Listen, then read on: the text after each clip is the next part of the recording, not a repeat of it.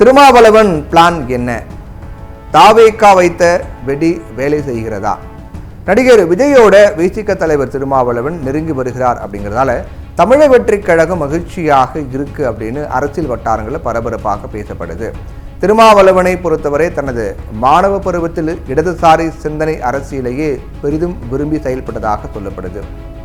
ஆனால் தலித் தலைமைத்துவம் என்பதையோ அல்லது அதிகாரத்தில் பங்கு என்கிற கோட்பாட்டையோ இந்திய இடதுசாரிகளுடைய திட்டத்தில் இல்லாதது என்பது அவரை சமூக மாற்றத்திற்கான போராட்டத்தின் முக்கிய அம்சமாக சாதி ஒழிப்பு என்பதையும் தாண்டி தலித்களுக்கும் அதிகாரம் என்கிற திசையை நோக்கி பயணிக்க தொடங்கினார்.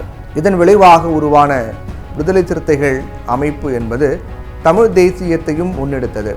தேசிய இன பிரச்சனையில் இடதுசாரிகளுடைய அணுகுமுறை நமது தேசிய கட்சிகளுடைய அணுகுமுறையாகவே மாறிவிட்டதால் விசிக அப்படிங்கிற அமைப்பு தனக்கென ஒரு தளத்தையே தனியே விரிவுபடுத்திக் கொண்டிருக்கிறது. இந்நிலையில தேர்தல் அரசியலில் திராவிடம் என்கிற பெயரில் செயல்பட்டாலும் தமிழ் தேசிய அரசியலை மீறி செயல்பட முடியாத நிலையில திமுக இருப்பதாலும் இன்றைய சூழ்நிலையில் பாஜகவுக்கு எதிரான நிலைப்பாட்டை எடுத்ததாலும் திமுகவுடன் இணக்கமாகவே சென்றார் திருமாவளவன். அதிகாரத்தில் பங்கு இல்லை, பொது தொகுதிகளுக்கும் வழி இல்லை அப்படிங்கிற ஆதங்கத்துடனேயே விசிக திமுகவோட பயணித்துக் கொண்டிருக்கிறது என்பதுதான் வெளிப்படையான உண்மை. இத்தகைய சூழ்நிலையில தான் நடிகர் விஜய் தனது அரசியல் கட்சியான தமிழக வெற்றி கழகத்தை தொடங்கி தமிழ் தேசியத்தையும் தனது கட்சி முன்னெடுக்கும் அப்படின்னு தெரிவித்ததோட ஆட்சியில் பங்கு அதிகாரத்தில் பங்கு அப்படிங்கிற முழக்கத்தையும் முன்வைத்தார். இதனால திமுக கூட்டணியில் இருந்து அங்கிருந்த விசிக, காங்கிரஸ் போன்ற கட்சிகளில் சிறிது சலசலப்பு ஏற்பட்டிருக்கு. தமிழகத்தில் இத்தகைய ஒரு அரசியல் சூழ்நிலை உருவாகி இருக்கும் நிலையில் திருமாவளவன் பழனி தண்டாயுதபாணி அந்த கோவிலில் போய் சாமி தரிசனம் பண்ணார். கோயிலில் சாமி தரிசனம் பண்ணிட்டு கொஞ்ச நேரம் அங்கே தியானமும் பண்ணார். அதுக்கப்புறம் பழனி ஆதீனம் சுவாமிகள் சார்பாக கோயில் மரியாதையும் பிரசாதமும் அவருக்கு வழங்கப்பட்டது. சனாதன தர்மத்தை கடுமையாக விமர்சிக்கும் திருமாவளவன் பழனி கோவிலில் சாமி தரிசனம் செய்தது குறித்து விமர்சனங்கள் எழுந்திருக்கிறது. ஆனால் சனாதன தர்மம், சாதி ஆதிக்க எதிர்ப்பு ஆகிய கொள்கைகளை திருமாவளவனும் முன்னிறுத்தும் நிலையில அவரை இந்து மதத்திற்கு எதிரானவர் என்கிற தோற்றத்தை உருவாக்கி சிலர் திசை திருப்பதற்கு பதிலடி தரும் வகையிலேயே திருமாவளவன் கோயிலுக்கு சென்றதாக விசிக தரப்பில் சொல்லப்படுது. திருமாவளவன் பழனிக்கு சென்றிருக்கும் போதும் செய்தியாளர்களும் அவர் சந்தித்தாங்க. 2026 விஜயோட கூட்டணி சேர வாய்ப்பு உள்ளதா அப்படின்னு அப்போது எழுப்பப்பட்ட கேள்விக்கு பொறுத்திருந்து பாருங்கள் அப்படின்னு திருமாவளவன் பதில் கொடுத்துட்டாரு. இத்தனை நாட்களாக கூட்டணி இல்லை என்றும் திமுகவுடன் தான் கூட்டணி என்றும் மறுத்து வந்த திருமாவளவன் இந்த முறை நேரடியாக பொறுத்திருந்து பாருங்கள் அப்படின்னு சொல்லியிருக்காரு. இதை ஒரு திருப்பமாகவே தாவேகாவினர் பார்க்குறாங்க. இந்த சூழ்நிலையில தான் விசிகாவினுடைய துணை பொதுச் செயலாளர் ஆதவ் அர்ஜுனாவின் வாய்ஸ் ஆஃப் காமன் அமைப்பு இணைந்து நடத்தக்கூடிய அம்பேத்கர் நூல் வெளியீட்டு விழாவில் நடிகர் விஜயோட ஒரே மேடையில் திருமாவளவன் பங்கேற்கிறார்.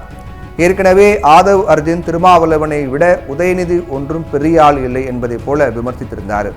அப்போ சில விசிக மூத்த நிர்வாகிகள் பலர் இது விசிக கருத்து கிடையாது அப்படின்னு அவசரமாக மறுத்த போதிலும் திருமாவளவன் அமைதியாகவே இருந்தார். மேலும் ஆதவ் அர்ஜுனனை பதவி நீக்கம் செய்ய வேண்டும் என்று திமுக மூத்த நிர்வாகிகள் வலியுறுத்தியதையும் திருமாவளவன் பொருட்படுத்தல. கூட்டணி கட்சியினுடைய சொல்படிதான் கட்சி நடத்த வேண்டும் என்கிற நிர்பந்தத்தை ஏற்க திருமாவளவன் தயாராக இல்லை. தனது கட்சியினுடைய தனித்துவத்தை நிலைநாட்டவே அவர் விரும்பினார். காங்கிரஸ் கூட்டணியை விமர்சித்ததற்காக திமுகவினுடைய செய்தி தொடர்பாளராக இருந்த முதுபெரும் வழக்கறிஞர் கே ராதாகிருஷ்ணனை திமுகவிலிருந்து நீக்கியதை போல விசிகாவும் செயல்பட வேண்டும் என்று திமுக எதிர்பார்த்தாங்க.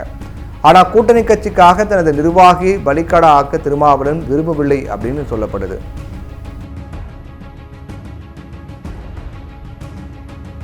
இப்போ ஆதவ் அர்ஜுனாவும் இணைந்து வெளியிடக்கூடிய அம்பேத்கர் கட்டுரைகள் நூல் வெளியீட்டு விழாவில் தான் விஜயும் திருமாவளவனும் ஒரே மேடையில் பங்கேற்காங்க.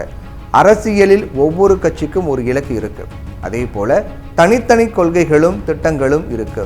கூட்டணி என்பது தேர்தல் காலத்தில் செய்து கொள்ளப்படும் ஒரு உடன்பாடு மட்டுமே ஆகும். அதனால ஆட்சியில் அதிகாரத்தில் பங்கு இல்லாத நிலையில விசிக தனித்து நிலைப்பாட்டை தடுக்க யாரும் நிர்பந்திக்க முடியாது என்கிற உறுதியோட திருமாவளவன் இருப்பதால் அவர் சுயேட்சையாக முடிவெடுக்காரு.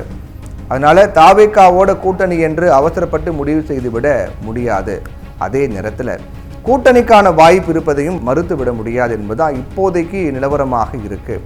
திமுகவையும் அதிமுகவையும் கூட்டணி ஆட்சியை நோக்கி திருப்பும் ஒரு முயற்சியாக கூட இதை பார்க்கலாம்.